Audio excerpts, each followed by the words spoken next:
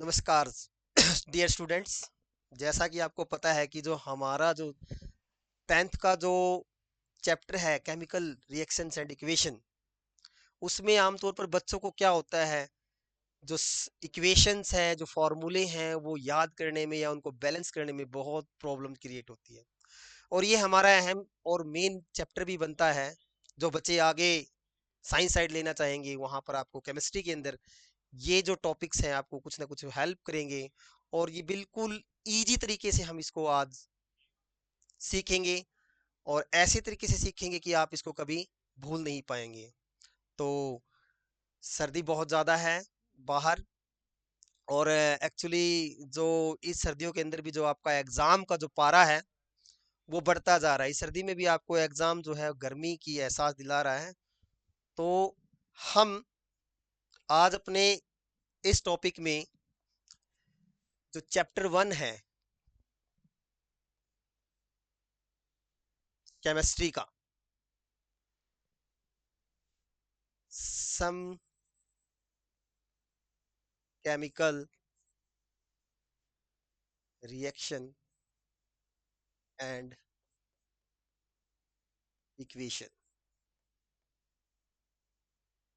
इसके बारे में पढ़ेंगे हम। तो शुरुआत जब बात आती है केमिकल रिएक्शन की, तो हम अपनी लाइफ में चारों तरफ से केमिकल इक्वेशन से घिरे हुए हैं। खाना खाने से डाइजेशन, ब्रीथिंग, खाना का पकना, और माचिस की तीली का जलना, ये सारी जो कुछ इक्वेशन है जो हम चारों तरफ से घिरे हुए हैं, वो सारा का सारा किसके अंदर आता है? आपका केमिकल इक्वेशन के अंदर आता है, केमिकल रिएक्शन के अंदर आता है। लाइफ का छोटे से छोटा और बड़े से बड़ा प्रोसेस सारा का सारा आपका किस में आता है? केमिकल रिएक्शन के अंदर आता है। और आज हम इसी के बारे में हम डिस्कस करेंगे, केमिकल रिएक्शन। आमतौर पर अगर देखा जाए तो जिंदगी के जितने भी नॉर्म्स है लाइफ का, वो बिना केमिकल रिएक्शन के पॉसिबल है ही नहीं। जब भी कोई केमिकल रिएक्शंस होती है, तो हम मेनली दो बातों को ध्यान रखेंगे। दो या तीन टर्म्स आती हैं, उनके अंदर हम पहले पढ़ेंगे हम रिएक्टेंट, दूसरा पढ़ेंगे हम प्रोडक्ट। ठीक है, सबसे पहले हम पढ़ेंगे रिएक्टेंट्स के बारे में। रिएक्टेंट होता क्या है? अगर हम सिंपल वे में समझना चाहे तो कोई भी सब्सटेंस जब बिगनिंग में ऐड होता है, मान लीजिए आपके पास में कोई एक सब्सटेंस ये है और दूसरा सब्सटेंस आपके पास में ये है, जब दोनों के दोनों ऐड होने के बाद में कोई नई चीज बनाते हैं, उसे बोलते हैं हम, ये जो चीज हो गई आपकी जो जुड़ रही है उसे बोलेंगे हम रिएक्टेंट। और इनके जुड़ने से जब कोई नई चीज बनी है, जो नई चीज बनी है उसको हम बोलते हैं हम product.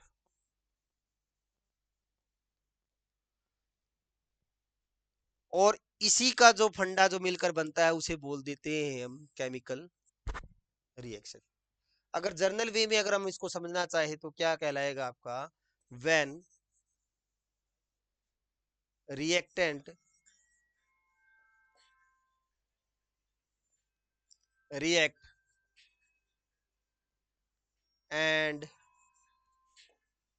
Form new substance.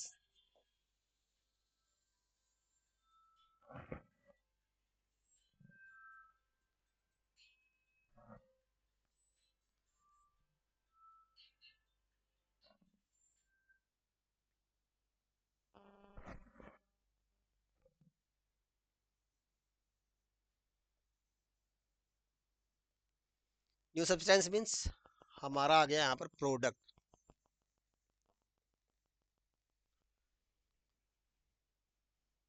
Is called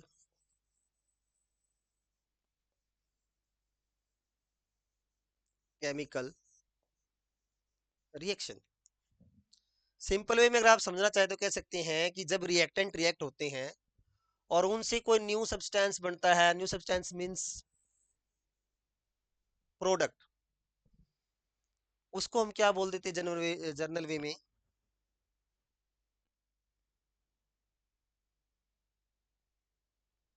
Rajesh sir आइए एक बार।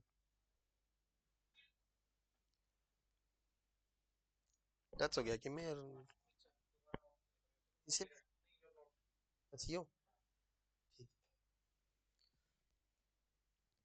तो जब रिएक्टेंट रिएक्ट करते हैं और उससे नया सब्सटेंस बनता है, उसे जिस नए सब्सटेंस को हम क्या बोल देते हैं, प्रोडक्ट बोलते हैं। और वो जो पूरी प्रोसेस होती है उस प्रोसेस को हम बोलते हैं केमिकल रिएक्शन। ठीक है। लाइक अगर बात करें हम सिंपल वे में,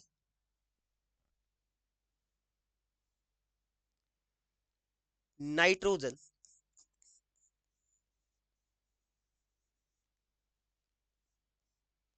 हाइड्रोजन,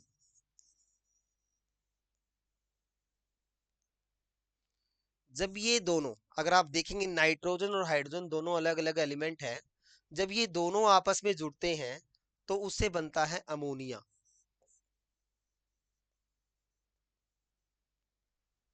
ठीक है।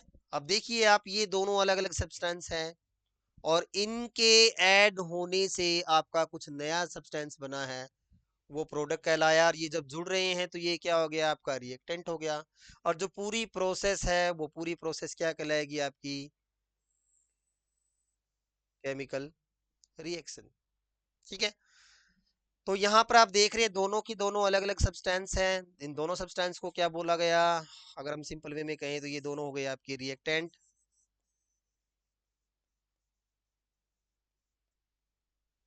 और इन दोनों के जुड़ने से जो नया सब्सटेंस बना है इसे क्या बोल रहे हैं हम, प्रोडक्ट बोल रहे हैं।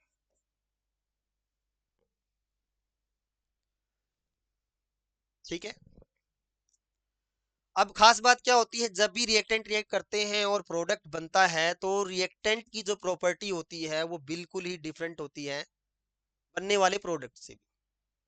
अब हम इसमें अगर देखें तो दोनों की दोनों, नाइट्रोजन और हाइड्रोजन की जो प्रॉपर्टी होती है वो बिल्कुल अलग है। और इनके ऐड होने के बाद में, रिएक्ट होने के बाद में, जब हमारा जो अमोनिया बना है, इसकी जो प्रॉपर्टी होगी वो भी क्या है, इन दोनों से क्या होती है, अलग होती है। तो ये जो प्रोसेस होती है इसको बोलते हैं हम केमिकल रिएक्शन।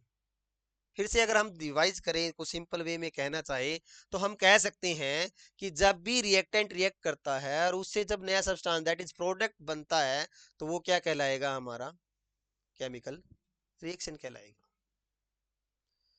अगर आपको केमिकल रिएक्शन अच्छी तरह से समझ में आ गया है तो फिर अगला जो टॉपिक जो चैप्टर का बनता है वो हमारा इक्वेशन, वो समझना बिल्कुल आसान हो जाएगा। अब इक्वेशन को समझने से पहले आपको दो टर्म्स समझनी पड़ेगी। पहली टर्म्स है आपकी सिंबल।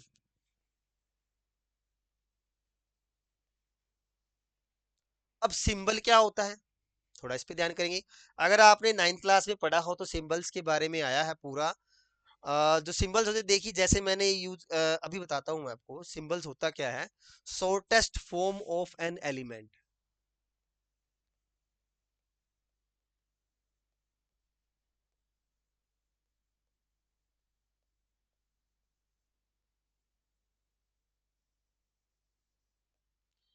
किसी भी एलिमेंट का शॉर्टेस्ट जो फॉर्म होता है उसे बोलते हैं हम सिंबल्स पे।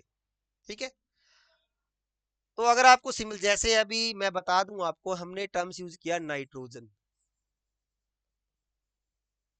और नाइट्रोजन को सिंबल से रिप्रेजेंट करते हैं हम N2। ठीक है। यहाँ पर अगर आप देखो तो नाइट्रोजन के दो आपके पास में एलिमेंट है जो आपस में जुड़ते हैं तो ट्रिपल बॉन्ड बनाता है। वो हम आगे की फर्दर क्लासेस के अंदर पढ़ेंगे, जब आपका जो मेटल और नॉन मेटल का टॉपिक आएगा या कार्बन और इट्स कंपाउंड्स का जो टॉपिक आएगा, वहां पर हम इसको इजीली समझ सकते हैं। फिलहाल हमारा काम यहाँ पर है सिंपल वे में हमने सिंबल को समझना। तो सिंबल क्या होता है, किसी भी एलिमेंट का जो शॉर्टेस्ट फॉर्म होता है जिसको हम लेटर से रिप्रेजेंट करते हैं वो कहलाता है हमारा सिंबल। अगर हम केमिकल रिएक्शन को सिंबल और फॉर्मूले से रिप्रेजेंट करेंगे तो वो चीज बन जाएगी हमारी केमिकल इक्वेशन। अगर आपको ये बात समझ में आई है तो हमारा केमिकल इक्वेशन का डेफिनेशन बहुत इजी हो जाएगा। तो हम सिंपल वे में क्या कह सकते हैं, if chemical reaction is represented by symbols or formula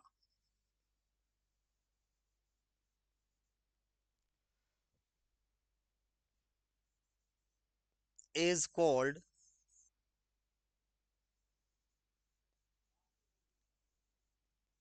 chemical equation।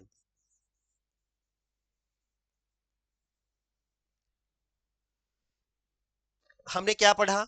हमने देखा कि अगर केमिकल रिएक्शन को सिंबल और फॉर्मूले से रिप्रेजेंट कर देंगे तो उसे हम क्या बोलेंगे? केमिकल इक्वेशन बोलेंगे। अब जरा ध्यान से देखिए हमने ऊपर क्या लिखा है। हमने ऊपर लिखा है नाइट्रोजन और हाइड्रोजन दोनों अलग अलग एलिमेंट हैं, अब वो आपस में कंबाइन करते हैं एक फिक्स रेशियो के अंदर तो अमोनिया बनता है। इन जनरल वे में हमने इसको लिखा, तो ये हमारा केमिकल रिएक्शन बना। अगर यदि केमिकल रिएक्शन को अगर हम सिंबल और फॉर्मूले से रिप्रेजेंट कर देंगे तो वो हमारा बन जाएगा केमिकल इक्वेशन। जैसा कि चैप्टर का नाम ही है हमारा केमिकल रिएक्शंस एंड इक्वेशन, तो दोनों टर्म्स आपको समझ में आनी चाहिए कि केमिकल रिएक्शन है क्या और केमिकल इक्वेशन क्या है। रिएक्शन हमने ऊपर पढ़ लिया कि रिएक्टेंट रिएक्ट करेंगे और प्रोडक्ट बनेगा, मींस न्यू सब्सटेंस बनेंगे, वो हमारा क्या होगा? केमिकल रिएक्शन होगा। अगर इसी केमिकल रिएक्शन को हम सिंबल और फॉर्मूले से रिप्रेजेंट करेंगे तो वो बन जाएगा हमारा chemical equation.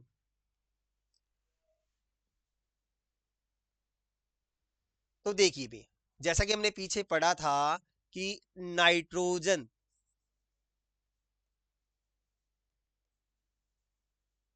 Plus hydrogen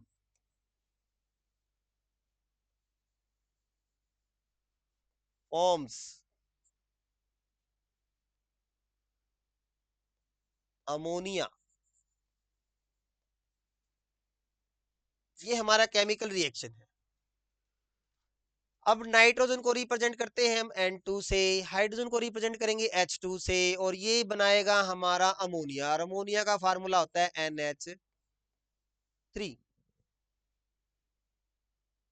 simple way में ये हमारे रिएक्टेंट हो गए हैं, ये हमारा प्रोडक्ट हो गया है, पूरी प्रोसेस केमिकल रिएक्शन, और इसको हमने रिप्रेजेंट कर दिया सिंबल और फॉर्मूले से, तो ये हो गया हमारा केमिकल इक्वेशन। यहाँ पर हम एक बात और ध्यान देंगे कि अभी ये हमारा जो केमिकल इक्वेशन है ये बैलेंस नहीं है, नॉट बैलेंस।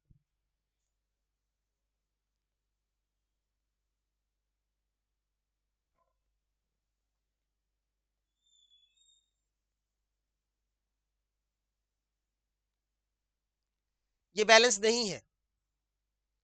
तो जब कोई इक्वेशन बैलेंस नहीं होती तो उसे बोलते हैं स्केलेटल इक्वेशन। क्या बोलते हैं?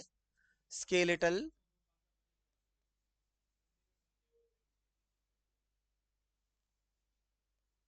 Skeletal equation. आपकी एनसीईआरटी बुक्स के अंदर लिखा हुआ है स्केलेटल इक्वेशन क्या होती है। जब भी कोई आपका chemical equation is not balance is called skeletal equation. ध्यान देंगे हमारा, अगर हम यहाँ पर थोड़ा सा बैलेंस के बारे में पढ़ लेते हैं, बैलेंस कैसे करते हैं हम। बैलेंस करने से पहले अगर आप देखेंगे तो यहाँ पर ये जो चीज है आपका, ये प्लस का निशान शो कर रहा है कि नाइट्रोजन और हाइड्रोजन दो अलग अलग एलिमेंट है, वो आपस में कंबाइन हो रहे हैं। और ये आगे का जो एरो है ये रिप्रेजेंट कर रहा है कि केमिकल रिएक्शन फॉरवर्ड हो रही है, आगे की तरफ जा रही है, और उसे बना आपका प्रोडक्ट। ठीक है।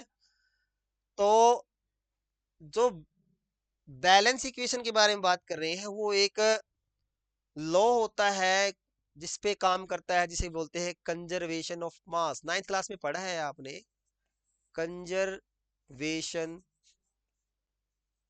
Of mass. Conservation of mass क्या कहता है? मास can neither be created nor be destroyed. Mass can neither be created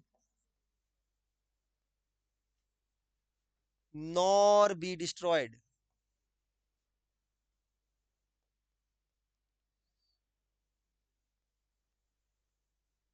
ठीक है, मास ना तो बनाया जा सकता है ना ही इसको डिस्ट्रॉयड किया जा सकता है, वो हमेशा क्या रहेगा आपका, बैलेंस रहेगा। तो उसे बोलते हैं हम कंजर्वेशन ऑफ मास। ये आपने नाइन्थ क्लास के अंदर पढ़ा है पूरा पूरा।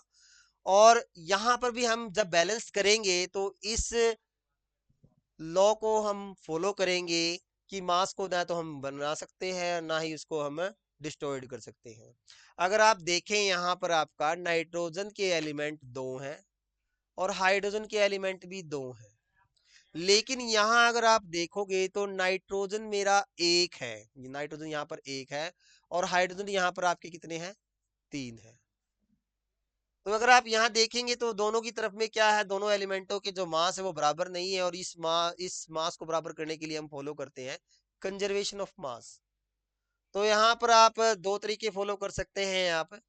एक तो होता है आपका हीट एंड ट्रायल मेथड, और दूसरा जो आपकी बुक के अंदर दिया गया है कि आपने क्या करना है, दोनों के दोनों जो एलिमेंट्स होते हैं उनके आप लिखेंगे। यहाँ पर आपका रिएक्टेंट हो गया, यहाँ पर आपका सॉरी प्रोडक्ट हो गया।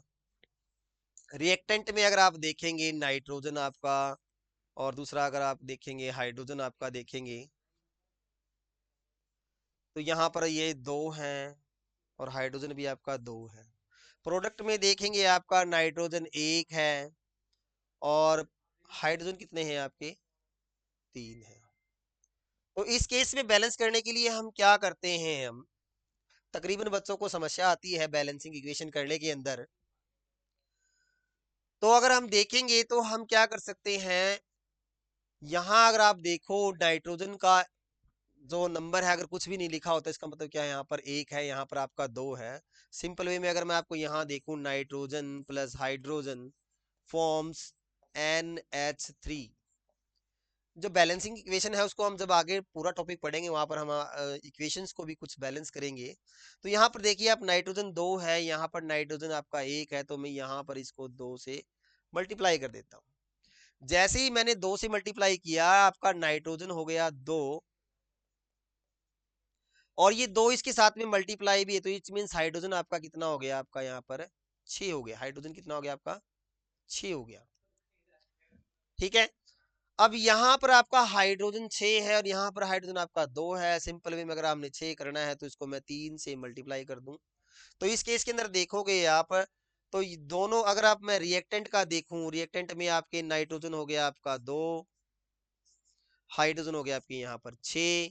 प्रोडक्ट के अंदर देखेंगे तो आपका नाइट्रोजन हो गया 2 और हाइड्रोजन हो गया आपका 6। तो यहाँ पर आप देखेंगे number of reactant is equal to number of the product. तो यहाँ पर आपका जो इक्वेशन है वो क्या हो गया, बैलेंस हो गया। ये बैलेंसिंग इक्वेशन का जब टॉपिक आएगा वहां पर हम इसको डिटेल में पढ़ेंगे।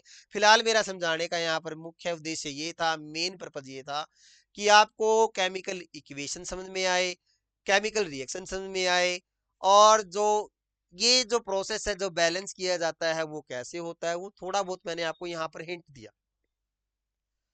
अब आगे आप देखेंगे, अभी तक हमने सिर्फ चैप्टर के नाम के बारे में ही डिस्कस किया है कि केमिकल रिएक्शन और केमिकल इक्वेशन होता क्या है। अब हम थोड़ा सा चैप्टर के अंदर जाएंगे, हम पढ़ेंगे कि चैप्टर में ये प्रोसेस जो आपकी एनसीईआरटी के अंदर डाला गया है क्या क्या है। अभी तक हमने पढ़ा केमिकल रिएक्शन है क्या, जैसा हमने पढ़ा नाइट्रोजन पीछे पढ़ा हमने अभी। अब सिंपल वे में हम आगे आ रहे हैं थोड़ा सा, हाइड्रोजन फॉर्म्स अमोनिया, ये हमने पढ़ा। तो इसमें हमने पीछे दो चीज और पढ़ी थी, हमने पढ़ा रिएक्टेंट पढ़ा, हमने प्रोडक्ट पढ़ा। ठीक है, तो जब भी कोई रिएक्शन होती है तो मेनली आपकी चार बातें होती है। जब भी कोई केमिकल रिएक्शन होगा तो आपकी चार बातें होंगी। एक तो होगा आपका फॉर्मेशन ऑफ न्यू सब्सटेंस।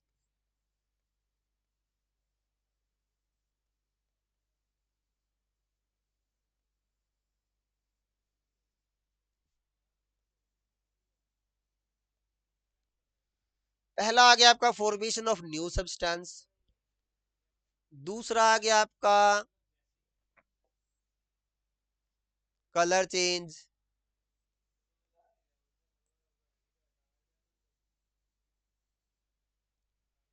तीसरा आ गया आपका स्टेट चेंज।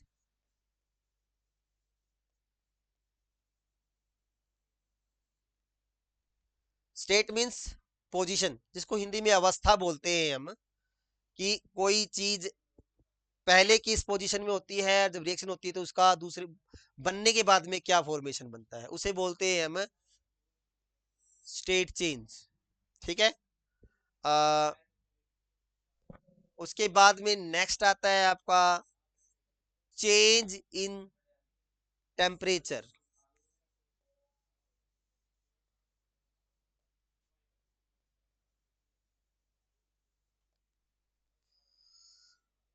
तो formation change, colour change, state change और चेंज इन टेम्परेचर, ये चार बातें होती है मेनली जब भी कोई इक्वेशन होती है। इन चीजों को समझने से पहले आपकी बुक के अंदर एक एक्टिविटी दी गई है।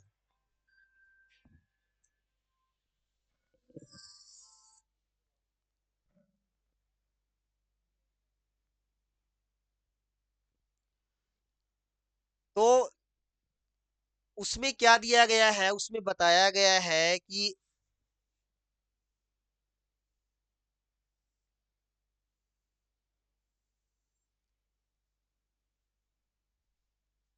एक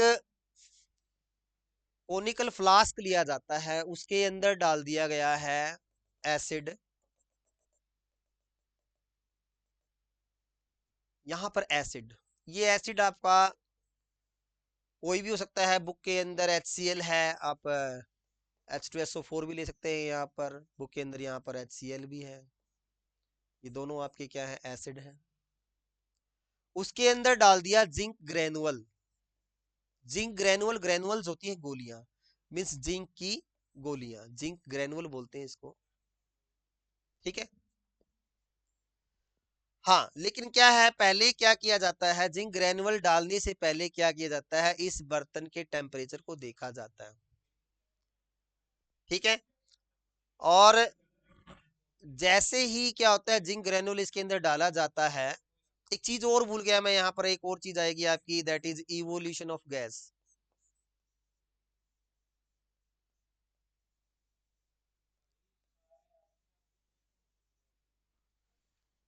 तो ये चार बातें, अगर पांच बातें अगर आप देखेंगे कि जैसे मैं यहाँ पर एक्टिविटी पे था कि जिंक, पहले जिंक में एसिड के अंदर जिंक डालने से पहले हमने क्या किया, इस जो आपका जो फ्लास्क था, कंटेनर था, उसका टेम्परेचर को देखा गया। और जैसे ही इसके अंदर जिंक डाला, जिंक डालने के बाद में क्या हुआ, इसके अंदर से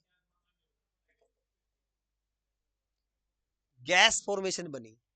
और वो गैस फॉर्मेशन थी आपकी हाइड्रोजन गैस। इसको हम कैसे पढ़ेंगे, देखिए आप, एसिड ले लिया हमने, मान लेते सपोज करते यहाँ पर H2SO4 कोई एसिड लिया, मैंने बता रखा है कि आप H2SO4 या HCl भी ले सकते हैं। उसमें हमने डाला जिंक ग्रेनुअल। यहाँ पर हम सिंबल और फार्मूला यूज कर रहे हैं, तो हम सीधा इक्वेशन लिख रहे हैं, हम केमिकल रिएक्शन पे नहीं जा रहे हैं। तो जैसे ही क्या हुआ, जैसे ही जिंक ने इसके अंदर रिएक्शन की, तो ये जो चीज है आपकी, वो गैस फॉर्म में रिलीज हुई। तो पहली चीज तो आपकी यही हो गई कि इसमें क्या हुआ, इवोल्यूशन ऑफ गैस हो गया भाई। ठीक है।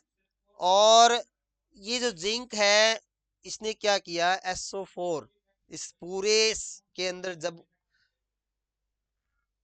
प्रोसेस के अंदर जिंक ने क्या किया, SO4 के साथ कंबाइन होकर बनाया जिंक सल्फेट।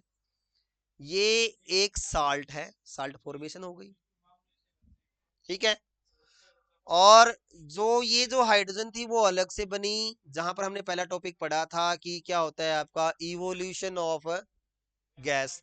तो सिंपल वे में आप देखोगे तो यहाँ पर क्या हो गया, इवोल्यूशन ऑफ गैस हुआ। दूसरा अगर मैं बात करूं इसी के अंदर, अगर आप दूसरा पॉइंट देखेंगे, चेंज इन टेम्परेचर। मैंने पहले कहा था कि एसिड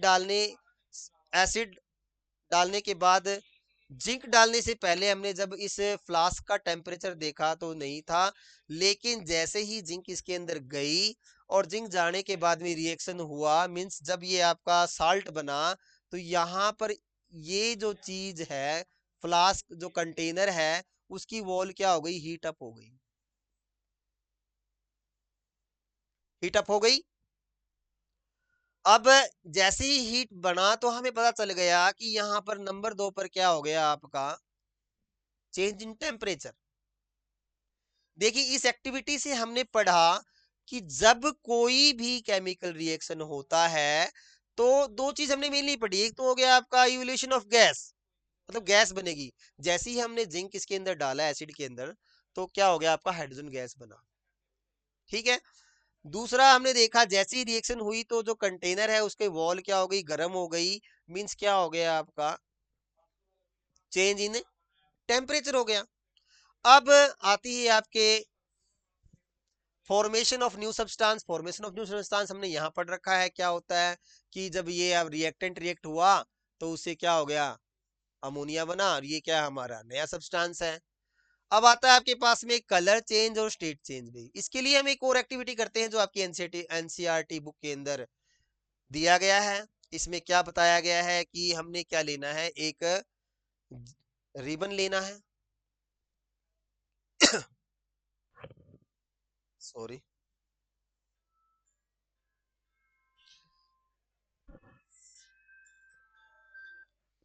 आओ मैं क्लास में हूँ एक बार।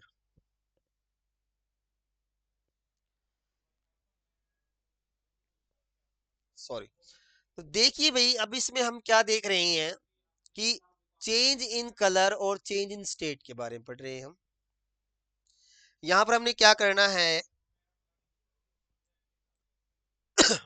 हम मैग्नीशियम का एक रिबन लेते हैं। मैग्नीशियम रिबन, मैग्नीशियम का जो सिंबल होता है Mg होता है। ठीक है। अब उसको हम पहले देखते हैं कि उस रिबन का फॉर्म कैसा होता है, रिबन, मैग्नीशियम रिबन। रिबन आमतौर पर आप देखते हो रिबन किस फॉर्म में होता है, कुछ इस फॉर्म में होता है ना, इस तरह से कोई टेप टाइप में रिबन फॉर्म हो गया। ठीक है। अब इस मैग्नीशियम रिबन को सबसे पहले क्या किया जाता है, सैंड पेपर के साथ में रब किया जाता है, रबिंग बाय सैंड पेपर।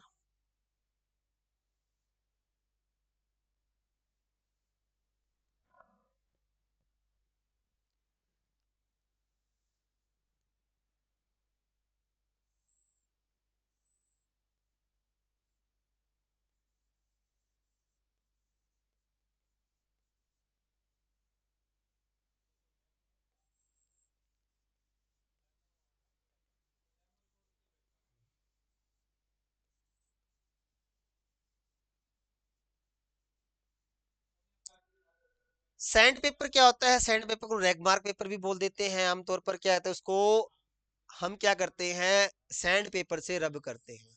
अब रब क्यों करते हैं, इसका मेन रीजन क्या होता है, जितनी भी आपके जो मेटल्स होते हैं वो नेचुरली क्या होते हैं, ऑक्सीजन के साथ में कंबाइन कर कर क्या बनाता है, मेटल ऑक्साइड बना देता है। ओके। तो उस ऑक्साइड को रिमूव करने के लिए सबसे पहले क्या किया जाता है, हम उसको सैंड पेपर से रब करते हैं ताकि उसके ऊपर जो ऑक्सीजन की जो लेयर है, जो ऑक्साइड लेयर है, वो रिमूव की जा सके भाई। ठीक है। उसके बाद में हम क्या करते हैं, उसकी पोजीशन को देखते हैं कि उसकी स्टेट कैसी है, वो रिबन शेप में है। ठीक है। अब after the rubbing the sand paper पर रब करने के बाद में हम उसको क्या करेंगे, बर्न करेंगे, उसको जलाएंगे। तो मैग्नीशियम, कोई भी चीज हो, चाहे मैग्नीशियम हो, कोई भी एनी सब्सटेंस होती है, विदाउट ऑक्सीजन वो बर्न नहीं कर सकती। तो जब हम इसको जलाते हैं तो हम यूज करते हैं ऑक्सीजन का। ठीक है। जलाने से पहले इसकी जो स्टेट थी वो किस शेप में थी, रिबन शेप में थी। और इसका जो कलर था वो कलर, और देखेंगे उसका कलर कुछ ब्राउनिश कलर होगा। ये एक्टिविटीज हैं। तो जैसे ही इसको बर्न किया, बर्न करने के बाद में क्या हुआ, ये बन गया हमारा मैग्नीशियम ऑक्साइड।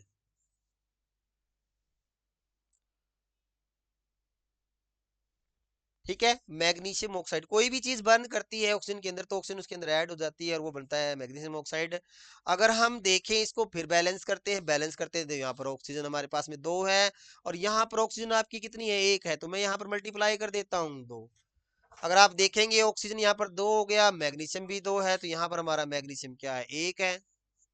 तो इसको मैंने क्या किया, बैलेंस कर दिया। ये हमारा हो गया। और आप देखेंगे यहाँ पर मैग्नीशियम रिएक्टेंट के मैग्नीशियम 2, ऑक्सीजन रिएक्टेंट का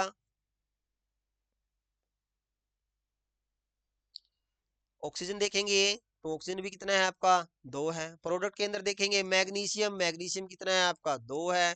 ऑक्सीजन देखेंगे, ऑक्सीजन कितना है आपका, 2 है। तो यहाँ पर हम मास ऑफ कंजर्वेशन को फॉलो करते हैं। देख रहे हैं कि number of reactant equal to number of product. लेकिन यहाँ पर हम दो जो मेन चीज थी हमारे टॉपिक की वो पढ़ रहे हैं कि मैग्नीशियम रिबन को बर्न करने से पहले उसका स्टेट कैसा था,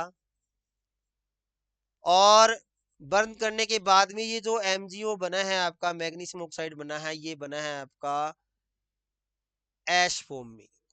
ऐश मीन्स रॉक फॉर्म में बना है। और इसका कलर कैसा है, इसका कलर है आपका व्हाइट कलर। बर्न करने से पहले जो इसका कलर था वो था आपका ब्राउन, और बर्न करने के बाद में, रिएक्शन होने के बाद में इसका कलर कैसा आ गया, व्हाइट। स्टेट देखेंगे, स्टेट ये रिबन स्टेट में था, और यहां पर बर्न करने के बाद में ये क्या बन गया आपका, ऐश बन गया, राख बन गया। दो चीज और देखी हमने यहाँ पर कि जब भी केमिकल रिएक्शंस होती है तो क्या होता है, कलर चेंज होता है और स्टेट चेंज होता है। हमने दो एक्टिविटी के द्वारा इसको पढ़ा। तो पहली जो चीज थी हमने पढ़ा इवोल्यूशन ऑफ गैस, और दूसरा पढ़ा हमने चेंज इन टेम्परेचर। उसको हमने देखा है यहाँ पर जब हम क्या करते हैं, एसिड के अंदर जब जिंक मेटल को डालते हैं तो क्या होता है, साल्ट बनता है, जिंक सल्फेट बनता है, और साथ में निकलती है गैस। और गैस को रिप्रेजेंट करते हैं हम एरो हेड को ऊपर करने, ऊपर की तरफ में एरो हेड का निशान लगा देंगे तो ये आपका रिप्रेजेंट करता है कि गैस ऊपर की तरफ में बनी है। अगर आपका एरो नीचे की तरफ में हो जाएगा तो ये रिप्रेजेंट करेगा आपका प्रेसिपिटेट। कोई चीज प्रेसिपिटेट के फॉर्म में बनी हुई है, ये हम आगे पढ़ेंगे प्रेसिपिटेट के बारे में। अच्छा, इसमें एक चीज और बता दें, जब केमिकल रिएक्शन के अंदर आपको ऐसे बीच में कोई, समझाने के लिए बता रहा हूँ, जैसे बीच में कोई ये एरो का निशान हो गया और बीच में आपको ऐसे मिलता है, कोई ट्राइंगल शेप मिलती है, तो इसको बोलते हैं डेल्टा साइंटिफिक लैंग्वेज के अंदर। और डेल्टा का मतलब क्या होता है, चेंज इन हीट।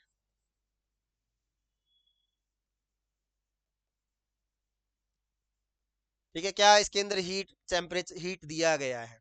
ये डेल्टा आपको पीछे ही मिल सकता है, आगे मिल सकता है, हम आगे इसके बारे में डिस्कस करेंगे आगे। तो यहाँ पर चेंज इन हीट हो गया। तो हम बात कर रहे थे जब भी कोई केमिकल रिएक्शन होती है तो हम मेनली मेनली चार बातें होती हैं। ये तो आप नॉर्मल आप देख सकते हैं केमिकल रिएक्शन के अंदर होता है कि फॉर्मेशन ऑफ न्यू सब्सटेंस, नए सब्सटेंस बनते हैं। मेन चीज है हमारी चार, इवोल्यूशन ऑफ गैस, दूसरा चेंज इन टेम्परेचर, तीसरा आ गया स्टेट चेंज, और चौथा आ गया आपका colour change.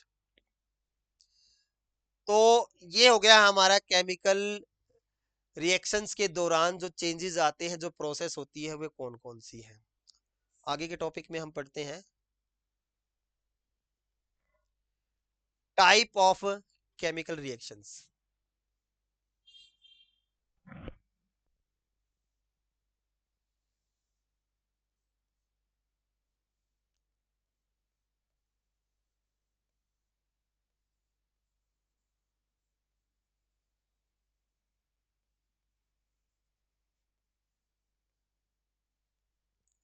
Type of chemical reaction में सबसे पहला आता है आपका combination reaction.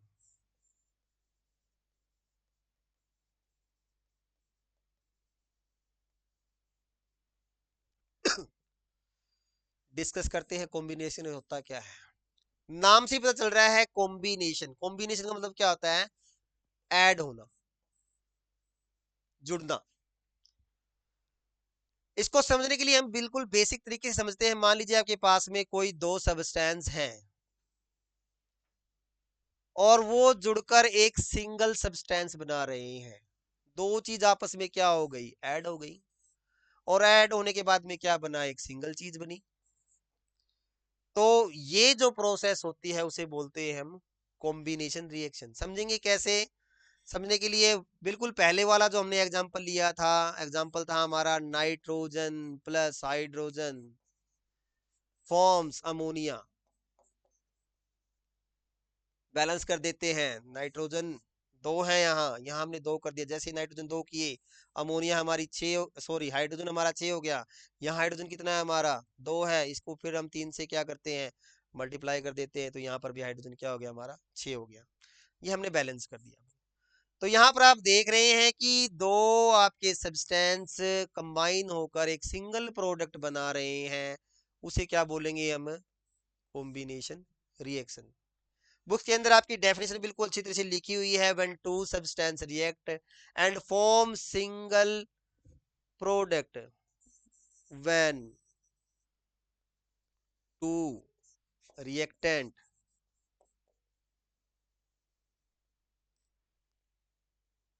react and formed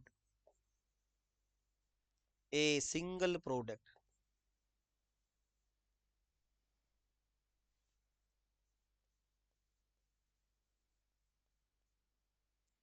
is called combination reaction।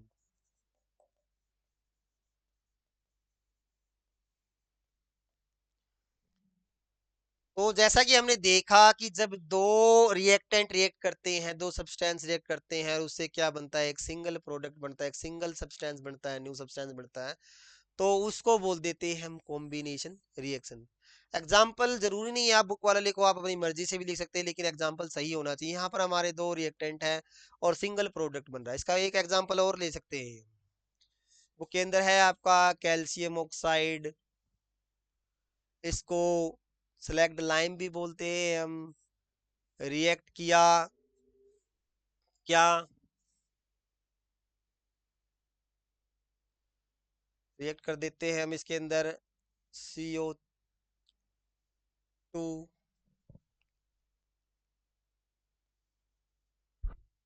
ये हो गया आपका CaCO3।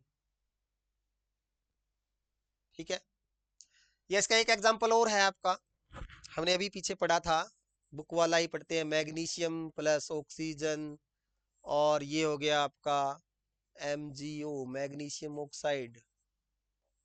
रिबन वाला टॉपिक पढ़ा था हमने, ठीक है। तो ये है आपका, ये वाला नहीं, ये रहने देना, ये वाला देखो आप। तो मैग्नीशियम ऑक्साइड आपका देखेंगे कि दो रिएक्टेंट है और क्या है, सिंगल प्रोडक्ट बन रहा है, तो वो क्या हो गया आपका कॉम्बिनेशन रिएक्शन। कई बार क्या होता है, कॉम्बिनेशन रिएक्शन के साथ साथ में आपको हीट भी मिल जाएगा, प्लस हीट। इस हीट का मतलब क्या होता है कि पूरी प्रोसेस के दौरान क्या हुआ है कि आपकी हीट रिलीज हुई है, और जिस रिएक्शन के अंदर आपकी हीट रिलीज होती है उसे बोलते हैं हम एक्सोथर्मिक रिएक्शन। इंपॉर्टेंट है ये। अगर आपने कॉम्बिनेशन रिएक्शन को अच्छी तरह से समझ लिया है तो आप इजीली इसको भी साथ में डिफाइन कर सकते हैं कि जिस भी रिएक्शन के अंदर आप हीट रिलीज होती है उस रिएक्शन को क्या बोलते हैं हम, एक्सोथर्मिक रिएक्शन। नेक्स्ट जो आता है आपका इक्वेशन, वो आता है आपका डीकम्पोजिशन रिएक्शन।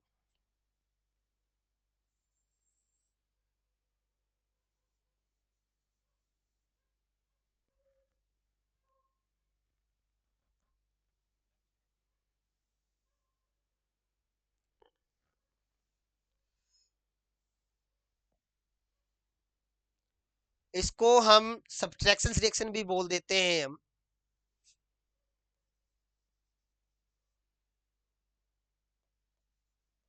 या डिकम्पोजिशन। ये कॉम्बिनेशन का बिल्कुल उल्टा रिएक्शन है। अगर आपने कॉम्बिनेशन रिएक्शन को समझा है तो आप इसको आसानी से समझ सकते हैं। इसमें है क्या, इसमें समझेंगे आप कोई single product, sorry single reactant change हो जाए टू और मोर रिएक्टेंट में। ये दो या दो से ज्यादा रिएक्टेंट भी हो सकते हैं। ये हमारा रिएक्टेंट हो गया, ये दोनों हमारे क्या हो गए, प्रोडक्ट हो गया। जब भी कोई सिंगल रिएक्टेंट दो या दो से ज्यादा प्रोडक्ट के अंदर टूट जाता है, इसे बोलते हैं हम सब्सट्रैक्शन रिएक्शन बोल देते हैं हम, डिकम्पोजिशन रिएक्शन भी बोल देते हैं हम। तो इसमें देखेंगे क्या है, एग्जांपल क्या हो जाएगा आपका, CaCO3 और इसको किया हीट, कितना,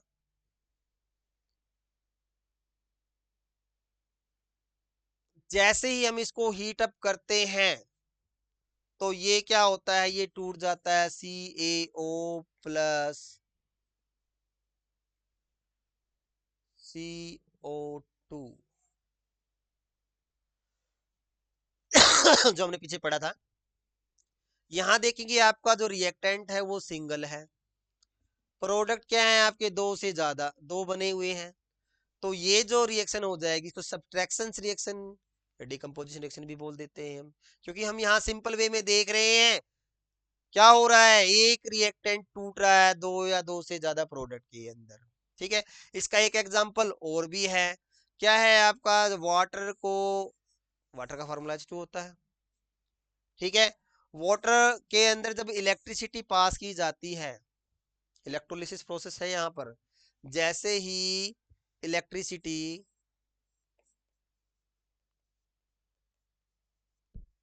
पास करते हैं तो क्या होता है, वाटर अपने अलग अलग कंपाउंड में टूट जाता है, हाइड्रोजन में और ऑक्सीजन के अंदर। ठीक है, अब ऑक्सीजन देखेंगे, ऑक्सीजन का फार्मूला हो गया O2। यहाँ पर कितना है आपका, एक है, हम कर देंगे दो, यहाँ पर दो ऑक्सीजन हो गए हैं और चार क्या हो गए आपके, हाइड्रोजन हो गए हैं। यहाँ पर हाइड्रोजन हमारा कितना है, दो है, दो से सिंपल वे मल्टीप्लाई कर देते हैं तो ये हो गया हमारा बैलेंस। यहाँ हम इन दो एग्जाम्पल के साथ में देख रहे हैं, अच्छी तरह से समझ भी रहे हैं क्या हो रहा है, कि जब सिंगल रिएक्टेंट ब्रेक्स हो जाता है, टूट जाता है दो या दो से ज्यादा प्रोडक्ट के अंदर, तो वो क्या कहलाता है, हमारा डिकम्पोजिशन रिएक्शन कहलाता है। उसके बाद में आता है, अगर इसी के अंदर अगर हम देखें तो आप यहां पर देख रहे हैं कि एरो के बीच में हीट गई है। ठीक है, यहाँ कई बार क्या होता है कि यहाँ पर आपको मिलेगा माइनस लगा के और हीट, ऐसा कुछ मिले रिएक्शन के अंदर। तो मतलब इस रिएक्शन को करने के लिए इसके अंदर हीट की सप्लाई दी गई है, और जिस इक्वेशन सॉरी जिस रिएक्शन के अंदर हीट एब्जॉर्ब होती है, हीट यूज होती है, उसे बोलते हैं हम एंडोथर्मिक रिएक्शन। क्या बोलते हैं हम, एंडोथर्मिक रिएक्शन। देखिए बिल्कुल, अगर आपने पहले वाली रिएक्शन को अच्छी तरह समझा होगा, एडिशन रिएक्शन, बिल्कुल इसका उल्टा है हमारा। अगर उसमें हम देख रहे थे कि दो रिएक्टेंट थे, वो सिंगल प्रोडक्ट बना रहा था तो वो एडिशन हो गया। वहां पर हीट क्या हो रही थी, रिलीज हो गई थी, तो वो क्या थी, आपकी एक्सोथर्मिक रिएक्शन थी। यहां हम देख रहे हैं कि आपका जो सिंगल जो रिएक्टेंट है वो टू और मोर देन टू प्रोडक्ट के अंदर जा रहा है, तो ये क्या हो गया, हमारा डिकम्पोजिशन रिएक्शन हो गई। और इसमें खास बात क्या होती है कि वहां पर हीट क्या हो रही थी, रिलीज हो रही थी, यहाँ पर हीट क्या हो रही है, एब्जॉर्ब हो रही है, तो ये क्या हो गया आपका एंडोथर्मिक रिएक्शन भी। तो वहां पर हमने पढ़ा एडिशन रिएक्शन, सब्सट्रैक्शन रिएक्शन, उसी के साथ में हमने पढ़ा एक्सोथर्मिक रिएक्शन और एंडोथर्मिक रिएक्शन। अब आता है हमारा नेक्स्ट जो टॉपिक है, वो आता है डिस्प्लेसमेंट रिएक्शन।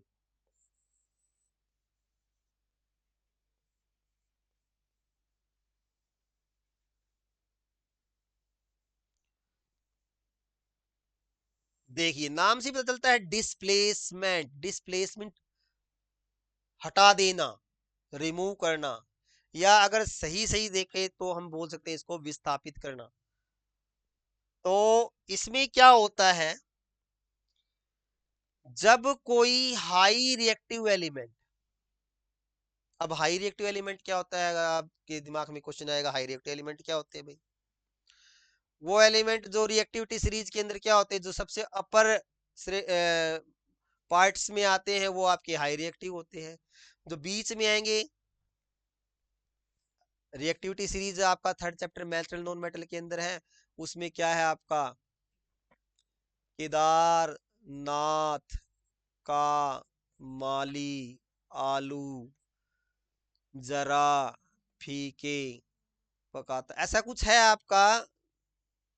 वो रिएक्टिविटी सीरीज कहलाती है कि मेटल्स को उनकी रिएक्टिविटी के बेस पे डिक्रीजिंग ऑर्डर में अरेंज करना क्या कहलाता है, रिएक्टिविटी सीरीज कहलाता है। तो उस सीरीज के अंदर जो हाई रिएक्टिव एलिमेंट होते हैं वो लो रिएक्टिव एलिमेंट को डिस्प्लेस कर देते हैं विद इट्स साल्ट सॉल्यूशन। ठीक है, तो क्या लिखोगे इसके अंदर, अगर आप देखेंगे when high reactive element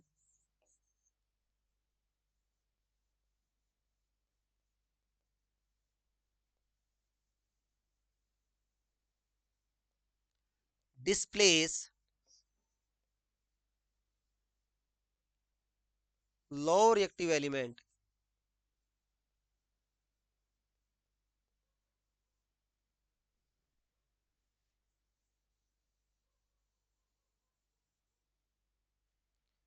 through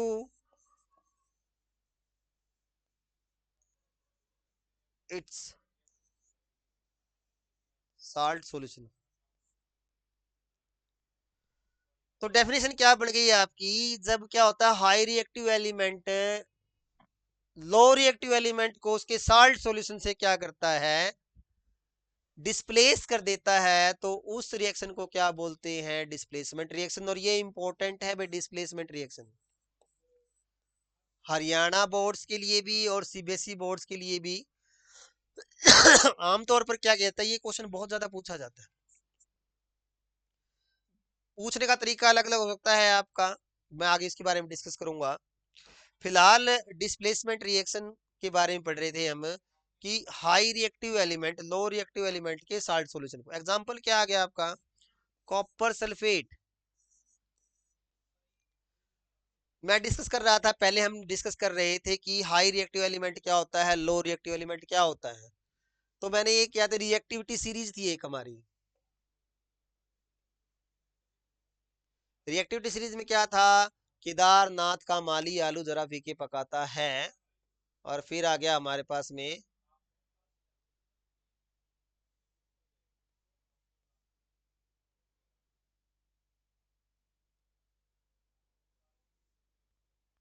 hydrogen copper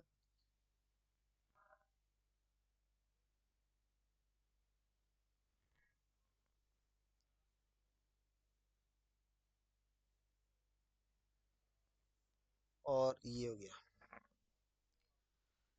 ठीक है, ये रिएक्टिविटी सीरीज है, आप देखेंगे ऊपर वाले जो एलिमेंट है वो हाई रिएक्टिव है, बहुत ज्यादा रिएक्टिव होते हैं, सबसे ज्यादा रिएक्टिव आपका सोडियम पोटासियम होता है, थर्ड चैप्टर में डिस्कस करेंगे हम इसके बारे में। और नीचे आ गया, जैसे जैसे हम नीचे की तरफ में आ रहे हैं तो एलिमेंट की रिएक्टिविटी क्या हो रही है, घट रही है। तो यहाँ पर हम देखें, अगर हम देख रहे हैं,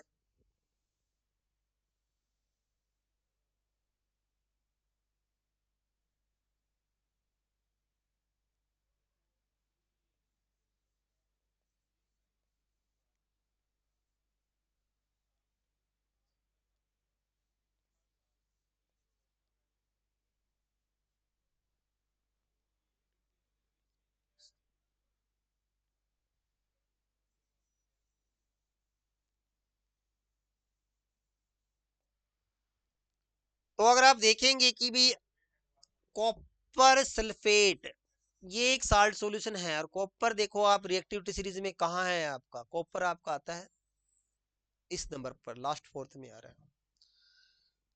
कॉपर सल्फेट सॉल्यूशन के अंदर अब जब हम डालते हैं हम जिंक को, और जिंक देखेंगे आप कहाँ है, जिंक है बिल्कुल जस्ट इसके बहुत ऊपर, ये वाला आ गया।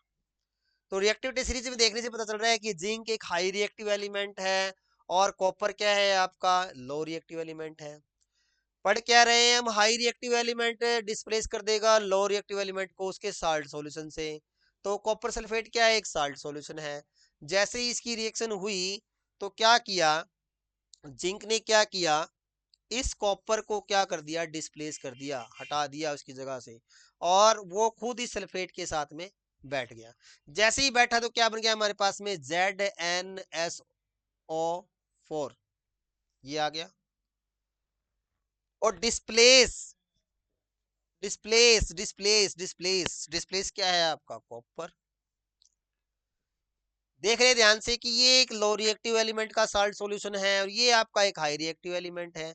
इसने क्या किया, इसके साल्ट सॉल्यूशन में से इस मेटल्स को, इस एलिमेंट को क्या कर दिया, डिस्प्लेस कर दिया, बाहर फेंक दिया। और इस पूरी प्रोसेस को क्या बोलते हैं हम, डिस्प्लेसमेंट रिएक्शन। समझ में आ गई बात। टर्म्स बड़ी इजी हैं, आसान है, बस आपको लॉजिक क्लियर होना चाहिए, यहाँ पर रट्टा लगाने की जरूरत ही नहीं है। जैसे ही आप समझेंगे कि एलिमेंट है क्या, हाई रिएक्टिव एलिमेंट क्या है, लो रिएक्टिव एलिमेंट क्या है, साल्ट सॉल्यूशन क्या होता है, तो आप इजीली क्या करेंगे, वो टर्म्स आसानी से याद कर लेंगे और आप उसको अपनी खुद की लैंग्वेज के अंदर इजीली लिख पाएंगे। यहाँ पर रटने का कोई सवाल नहीं उठता है। कॉन्सेप्ट अगर आपके क्लियर हैं तो आप इसको आसानी से एक्सप्लेन कर सकते हैं इन योर ओन वर्ड्स। तो ये आ गया आपका डिस्प्लेसमेंट रिएक्शन। नेक्स्ट जो टॉपिक आता है वो आता है इससे अगला, जिसको कहते हैं हम डबल डिस्प्लेसमेंट रिएक्शन।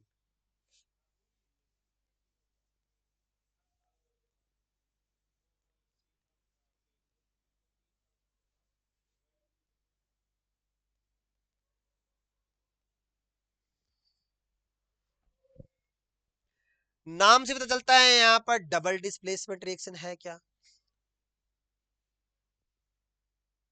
अब यहाँ पर आप देखेंगे डबल डिस्प्लेसमेंट में आपने तीन वर्ड्स याद करने हैं, क्या है आपके, एक्सचेंज ऑफ आयंस इन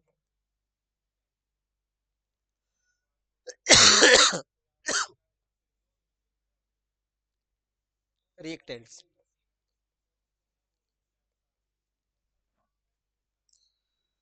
अब यहाँ पर क्या होता है, आयनों का आदान प्रदान हो जाए किसके अंदर, रिएक्टेंट्स में हो जाए, उसे क्या बोलते हैं हम, डबल डिस्प्लेसमेंट रिएक्शन बोल देते हैं। ठीक है, डबल डिस्प्लेसमेंट रिएक्शन। उसके बाद में आता है आपका ऑक्सीडेशन, उसके बाद में आता है आपका रिडक्शन, उसके बाद में आ जाएगा आपका redox reaction.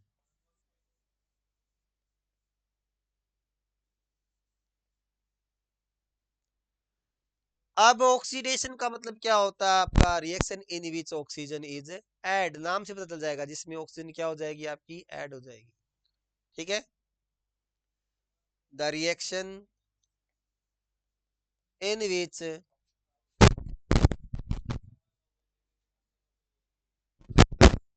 Oxygen is add. Simple way में अगर कहें तो जिसमें ऑक्सीजन ऐड होती है उसे हम क्या कहते हैं, हम ऑक्सीडेशन। अगर आप इसको समझेंगे तो ऐसी रिएक्शन जिसमें ऑक्सीजन ऐड हो जाए एंड रिमूव हाइड्रोजन, और लिख देंगे तो थोड़ा सा और आ जाएगा आसान हमारे लिए समझने में, रिमूवल ऑफ हाइड्रोजन। ठीक है, ऐसी रिएक्शन जिसमें क्या होता है, हाइड्रोजन क्या हो जाएगी, रिमूव हो जाएगी, और ऑक्सीजन क्या हो जाएगी, ऐड हो जाएगी, उसे क्या बोलेंगे हम, ऑक्सीडेशन रिएक्शन बोलेंगे। रिडक्शन, नाम से समझो, री माने हो गया रिमूव, मीन्स हटना, डक्शन मीन्स क्या हो गया, ऑक्सीजन। ठीक है, तो क्या हो गया, ऐसी रिएक्शन जिसमें ऑक्सीजन क्या हो जाए, रिमूव हो जाए, उसे क्या बोलेंगे हम, रिडक्शन बोलेंगे। इसका उल्टा लिख दो, reaction in which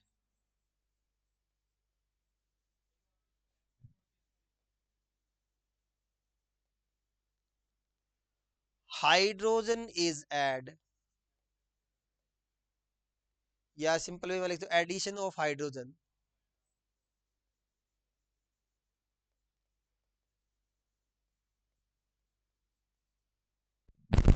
and removal of oxygen. भाई ऐसी रिएक्शन जिसमें क्या होता है, ऑक्सीजन तो क्या होगी, हटेगी, और हाइड्रोजन क्या होगी, जुड़ेगी, उसे बोलेंगे हम रिडक्शन रिएक्शन। ठीक है, अब इसी से मिलता जुलता एक और आता है जिसको क्या बोलते हैं, रिडॉक्स रिएक्शन। रिडॉक्स रिएक्शन क्या होता है, रिडॉक्स जिसमें क्या होगा, ऑक्सीडेशन भी होगी, रिडक्शन भी होगी साथ साथ। ठीक है, द रिएक्शन, ये थोड़ा करा के बस बनने भी जाना था, मैं भी कहूँ तो टाइम है। Reaction in which both oxidation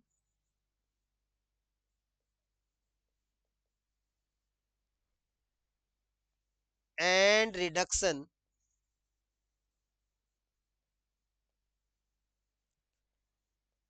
take place together,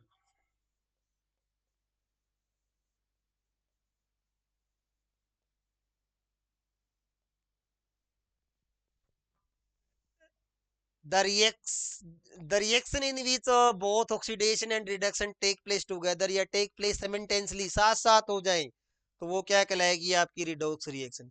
अभी मैंने इनके बारे में आपको सिर्फ बताया है, डेफिनेशन डेफिनेशन दी है। इसको हम विद डिटेल, अभी समय हो गया है, घड़ी की सुई इशारा कर रही है कि हम आगे का जो टॉपिक है वो कल पूरा करेंगे। अभी हमने बस थोड़ा सा हिंट दिया है कि डबल डिस्प्लेसमेंट रिएक्शन क्या है, ऑक्सीडेशन रिएक्शन क्या है, रिडक्शन क्या होता है, रिडॉक्स रिएक्शन क्या है, और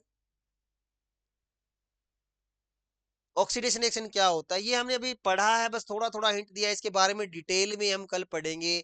हम पढ़ेंगे डबल डिस्प्लेसमेंट रिएक्शन कैसे होता है विद एग्जांपल, ऑक्सीडेशन क्या होता है विद एग्जांपल, रिडक्शन क्या है विद एग्जांपल, रिडॉक्स रिएक्शन क्या है विद एग्जांपल। अभी हमने सिर्फ इनकी क्या पढ़ी है, डेफिनेशंस के बारे में पढ़ा है, और इनको हम डिटेल में कल पढ़ेंगे, जिसमें आपका हर एक कॉन्सेप्ट क्लियर होगा। और ये जो टॉपिक जो आज हम पढ़ रहे हैं, ये बहुत इंपॉर्टेंट टॉपिक हैं, जो एग्जाम में जरूर पूछे जाते हैं। इसके बाद में दो टॉपिक और बचेंगे आपके, एक टॉपिक बचेगा आपका कोरेजन का, और दूसरा टॉपिक बचेगा आपका रेंसिडिटी का, जहां पर आपका जो चैप्टर है ऑलमोस्ट ऑलमोस्ट क्या होगा, खत्म हो जाएगा। आज के लिए इतना ही, धन्यवाद।